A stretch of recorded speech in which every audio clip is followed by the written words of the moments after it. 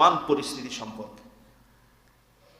হযরতে মুআজ বিন জাবাল রাদিয়াল্লাহু তাআলা আনহুকে আল্লাহর হাবিব ডেকে বলেন, মুআজ, আলা ইন্নাল কিতাবা ওয়াস সুলতানা সায়াফতারিকান, অচিরেই এমন একটা সময়, এমন এক পরিস্থিতির সম্মুখীন তোমরা হয়ে যাবে, যখন তোমরা দেখবে তোমাদের শাসকরা কোরআন থেকে বিচ্ছিন্ন হয়ে গেছে, আলাদা হয়ে গেছে। আমি আপনাদেরকে কথা বলবো আর আপনারা মিলিয়ে নিবেন। আল্লাহর হাবিব বলেছেন, মুআজ, আলা ইন্নাল কিতাবা ওয়াস সুলতানা সায়াফতারিকান, অচিরেই তোমরা এমন পরিস্থিতির সম্মুখীন হবে যখন দেখবে তোমাদের শাসকরা কোরআন থেকে আলাদা হয়ে গেছে। ফালা তুফারিকুল কিতাব, ওই সময় যখন, ওই পরিস্থিতির সম্মুখীন যখন তোমরা হবে, তখন তোমরা কোরআন থেকে, কিতাব থেকে নিজেদেরকে আলাদা করে নিও না। এই সময় যখন আসবে, যখন তোমরা দেখবা যে তোমাদের শাসকরা কোরআন থেকে আলাদা হয়ে গেছে, ফালা তুফারিকুল কিতাব, মুআজ, তখন তুমি কোরআন থেকে বিচ্ছিন্ন হয়ে যেও। 3, আল্লাহর হাবিব বলেন, আলা ইন্নাহু সায়াকুনা আলাইকুম উমারা ইয়াকদুনা লিআনফুসিহিম মা লা ইয়াকদুনা লাকুম, যখন দেখবে তোমাদের শাসকরা কোরআন থেকে বিচ্ছিন্ন হয়ে গেছে, আলাদা হয়ে গেছে, তখন তোমাদের শাসকরা তোমাদের উপর কোরআন বিরোধী আইন, কোরআন বিরোধী শাসন তোমাদের উপরে চাপায়া দিবে। যখন দেখবা যে শাসক কোরআন থেকে আলাদা হয়ে গেছে, তখন দেখবা ওই শাসকরাই তোমাদের উপরে কোরআন বিরোধী আইন, কোরআন বিরোধী শাসন ব্যবস্থা কায়েম করে দিবে। ও মুআজ, শুনো, ইন আসাইতুমুহুম কাতালুকুম, যদি তোমরা ওই শাসকদের এই শাসনের বিরোধিতা করো, কাতালুকুম, তাহলে তোমাদেরকে হত্যা করা হবে, তোমাদের নামে মামলা দেওয়া হবে, তোমাদেরকে জেলের মধ্যে ঢুকিয়ে রাখা হবে। ওয়া ইন আতাতুমুহুম আদাল্লুকুম, আর যদি ওই পথভ্রষ্ট শাসকদের অনুসরণ তোমরা করো, আদাল্লুকুম, তাহলে তারা তোমাদেরকে কোরআন থেকে, ইসলাম থেকে পথভ্রষ্ট করে দিবে। নাউজুবিল্লাহ। বুঝতে পারলেন? এটি কোনো আমি বানিয়ে বলতেছি তা না, একেবারে হাদিস থেকে বলতেছি যে আল্লাহর রাসূল বলেন, এমন একটা সময় আসবে যখন তোমাদের শাসকরা কোরআন থেকে আলাদা হয়ে যাবে। ফালা তুফারিকুল কিতাব, ওই সময় তোমরা কোরআন থেকে বিচ্ছিন্ন হয়ে যেও না। আলা ইন্নাহু সায়াকুনা আলাইকুম উমারা ইয়াকদুনা লিআনফুসিহিম মা লা ইয়াকদুনা লাকুম, শাসকরা যখন কোরআন থেকে বিচ্ছিন্ন হয়ে যাবে, তখন তারা কোরআন বিরোধী শাসন ব্যবস্থা তোমাদের উপরে চাপায়া দিবে।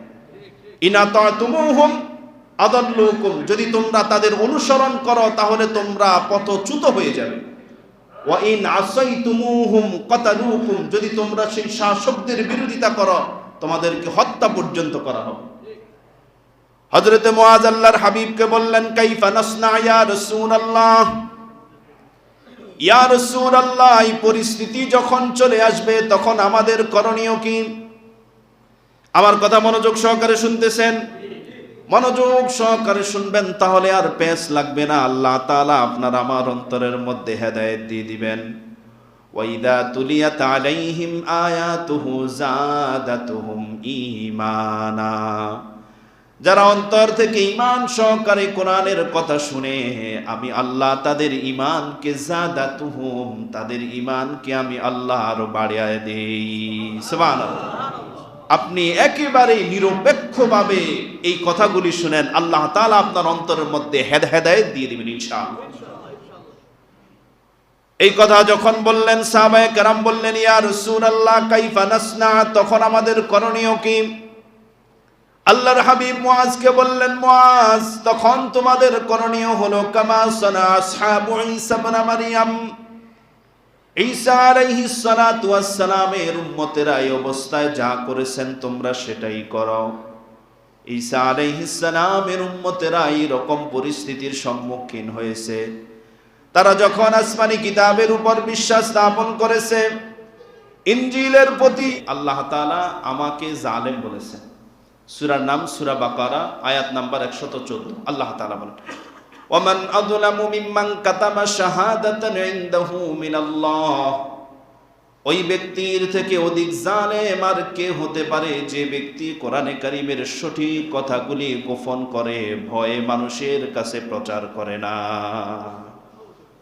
এখন বলেন আমাদের রাস্তাটা কোথায়? আমি যদি হক কথা, সঠিক কথা কোরআন হাদিস থেকে যদি না বলি, আল্লাহ বলে আমি জালেম, আপনি মনে করেন আমি ইমাম, আল্লাহ বলে আমি জালেম, সেহেতু আপনি কি চান যে আপনার মসজিদের ইমাম জালেম হোক? তাকে আপনি চান? আবার যে সকল মুসল্লিরা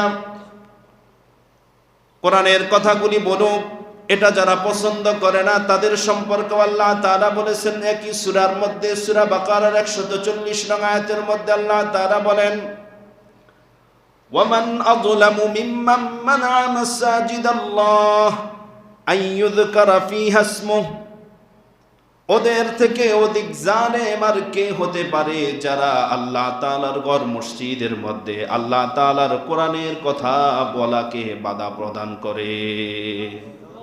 কি মনে করেন আপনি?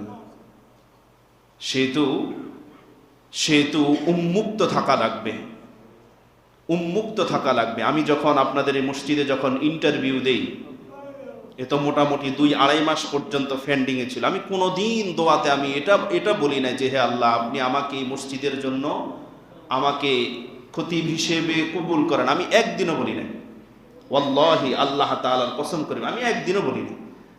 আমি দোয়া করেছি এটা, হে আল্লাহ এই মসজিদের জন্য একজন উপযুক্ত খতিব দেন, যার দ্বারা কোরআন হাদিসের খেদমত হবে, যে কোরআন হাদিস থেকে মিম্বর থেকে কথা বলতে পারবে, আপনি এমন একজন খতিব দেন, আমাকে দেন। এটা আমি একবারও বলি না, একবারও না। তবে যারা প্রার্থী আছে তাদের মধ্যে আমিও আছি, আপনি যদি আমাকে কবুল করেন তাহলে আপনি আমাকে যোগ্যতা দিয়ে দেন। সুবহানাল্লাহ।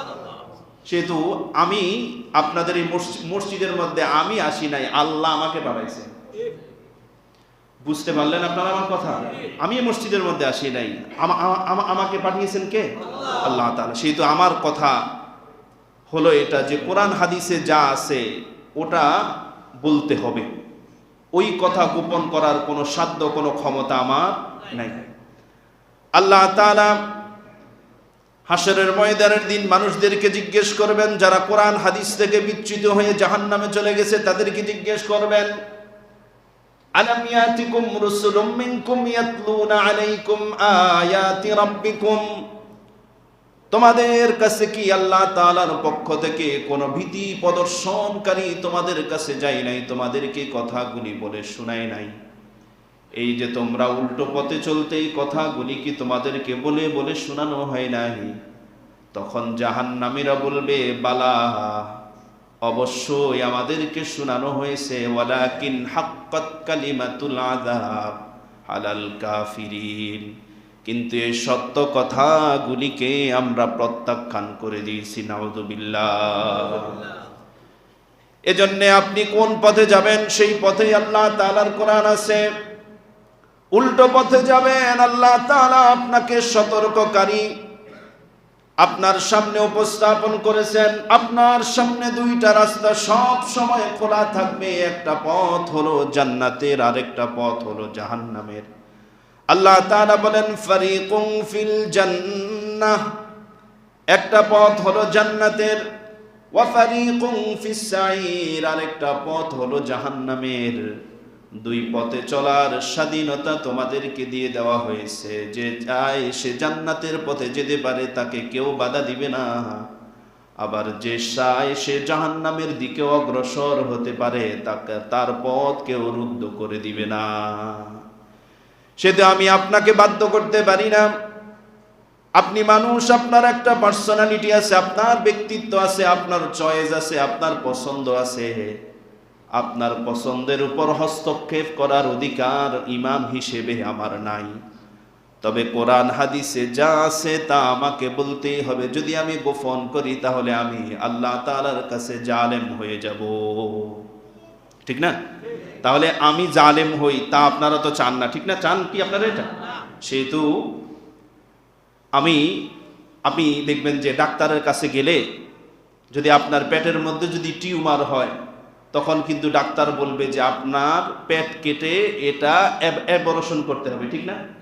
এখন আপনি যদি বলেন যে এত টাকা খরচ করব, ডাক্তার কি ডাকাতের ডাকাত, ডাক্তার নাকি আমার কাছ থেকে টাকাও নিবে আবার আমার পেটও কাটবে, হ্যাঁ, এই যুক্তি যদি দেখায় আপনি যদি চিকিৎসা না নেন, আপনি কি বাঁচার সম্ভাবনা আছে? সেহেতু ডাক্তারকে ডাক্তারের মতো কাজ করতে দেন। আমরা সবাই রুগী, আর কোরআন হলো ডাক্তার, সেহেতু কোরআনের কথাগুলি আপনি উন্মুক্তভাবে বলতে দেন। এই কোরআন আল্লাহ তাআলা আমাদের জন্য কঠিন করেন নাই। আল্লাহ তাআলা বলেন, মা আনজালনা আলাইকাল কুরআনা লিতাশকা, ও নবী আমি এই কিতাব নাজিল করেছি আপনাকে কষ্ট দেওয়ার জন্য না। সূরা কমারের মধ্যে আল্লাহ তাআলা বলেন, ওয়ালাকাদ ইয়াসসারনাল কুরআন লিযিকরি ফাহাল মিন মুদ্দাকির, আমি আল্লাহ এই কোরআন নাজিল করেছি, কোরআন তোমাদের জন্য সহজ করে দিয়েছি। তোমাদের মধ্যে এমন কি কেউ আছে কোরআন থেকে উপদেশ গ্রহণ করবে? তোমাদের মধ্যে কে কে আছে? সেহেতু কোরআন আল্লাহ তাআলা আমাদের কষ্টের জন্য পাঠান নাই, আমাদের পথ নির্দেশ, এমন পথ যেই পথের শুরু হয়েছে দুনিয়া দিয়ে, কোরআনের পথের শুরু দুনিয়া, শেষ পথ হলো জান্নাতুল ফিরদাউস। তাহলে কোরআনের কথা শুনতে, কোরআনের উপর চলতে আপনারা সকলে রাজি আছি তো ইনশাআল্লাহ? আল্লাহ তাআলা আমাদের অন্তরকে কোরআন এবং হাদিসের দিকে ধাবিত করে দেখ, প্রত্যেকে বলি আমিন। আল জামিউস সগীরের একটা হাদিস আছে, ৫ম খণ্ডের ২২৪ নং পৃষ্ঠা। এই কিতাবের মধ্যে একটা হাদিস আছে, হাদিসটি বর্ণনা করেছেন হযরতে মুআয ইবনে জাবাল রাদিয়াল্লাহু তাআলা আনহু। বর্তমান পরিস্থিতি সম্পর্কে হযরতে মুআয বিন জাবাল রাদিয়াল্লাহু তাআলা আনহুকে আল্লাহর হাবিব ডেকে বলেন, মুআয, আলা ইন্নাল কিতাবা ওয়াস সুলতানা সায়াফতারিকান, অচিরেই এমন একটা সময়, এমন এক পরিস্থিতির সম্মুখীন তোমরা হয়ে যাবে, যখন তোমরা দেখবে তোমাদের শাসকরা কোরআন থেকে বিচ্ছিন্ন হয়ে গেছে, আলাদা হয়ে গেছে। আমি আপনাদেরকে কথা বলবো আর আপনারা মিলিয়ে নিবেন। আল্লাহর হাবিব বলেছেন, মুআয, আলা ইন্নাল কিতাবা ওয়াস সুলতানা সায়াফতারিকান, অচিরেই তোমরা এমন পরিস্থিতির সম্মুখীন হবে যখন দেখবে তোমাদের শাসকরা কোরআন থেকে আলাদা হয়ে গেছে। ফালা তুফারিকুল কিতাব, ওই সময় যখন, ওই পরিস্থিতির সম্মুখীন যখন তোমরা হবে, তখন তোমরা কোরআন থেকে, কিতাব থেকে নিজেদেরকে আলাদা করে নিও না। এই সময় যখন আসবে, যখন তোমরা দেখবা যে তোমাদের শাসকরা কোরআন থেকে আলাদা হয়ে গেছে, ফালা তুফারিকুল কিতাব, মুআয, তখন তুমি কোরআন থেকে বিচ্ছিন্ন হয়ে যেও। ৩, আল্লাহর হাবিব বলেন, আলা ইন্নাহু সায়াকুনা আলাইকুম উমারা ইয়াকদুনা লিআনফুসিহিম মা লা ইয়াকদুনা লাকুম, যখন দেখবে তোমাদের শাসকরা কোরআন থেকে বিচ্ছিন্ন হয়ে গেছে, আলাদা হয়ে গেছে, তখন তোমাদের শাসকরা তোমাদের উপর কোরআন বিরোধী আইন, কোরআন বিরোধী শাসন তোমাদের উপরে চাপায়া দিবে। যখন দেখবা যে শাসক কোরআন থেকে আলাদা হয়ে গেছে, তখন দেখবা ওই শাসকরাই তোমাদের উপরে কোরআন বিরোধী আইন, কোরআন বিরোধী শাসন ব্যবস্থা কায়েম করে দিবে। ও মুআয, শুনো, ইন আসাইতুমুহুম কাতালুকুম, যদি তোমরা ওই শাসকদের এই শাসনের বিরোধিতা করো, কাতালুকুম, তাহলে তোমাদেরকে হত্যা করা হবে, তোমাদের নামে মামলা দেওয়া হবে, তোমাদেরকে জেলের মধ্যে ঢুকিয়ে রাখা হবে। ওয়া ইন আতাতুমুহুম আদাল্লুকুম, আর যদি ওই পথভ্রষ্ট শাসকদের অনুসরণ তোমরা করো, আদাল্লুকুম, তাহলে তারা তোমাদেরকে কোরআন থেকে, ইসলাম থেকে পথভ্রষ্ট করে দিবে। নাউজুবিল্লাহ। বুঝতে পারলেন? এটি কোনো আমি বানিয়ে বলতেছি তা না, একেবারে হাদিস থেকে বলতেছি যে আল্লাহর রাসূল বলেন, এমন একটা সময় আসবে যখন তোমাদের শাসকরা কোরআন থেকে আলাদা হয়ে যাবে। ফালা তুফারিকুল কিতাব, ওই সময় তোমরা কোরআন থেকে বিচ্ছিন্ন হয়ে যেও না।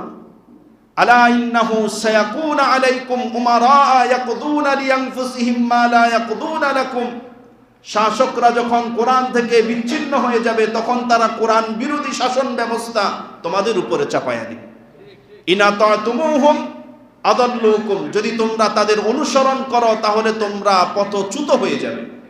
ওয়া ইন আসাইতুমুহুম কাতালুকুম, যদি তোমরা সেই শাসকদের বিরোধিতা করো তোমাদেরকে হত্যা পর্যন্ত করা হবে।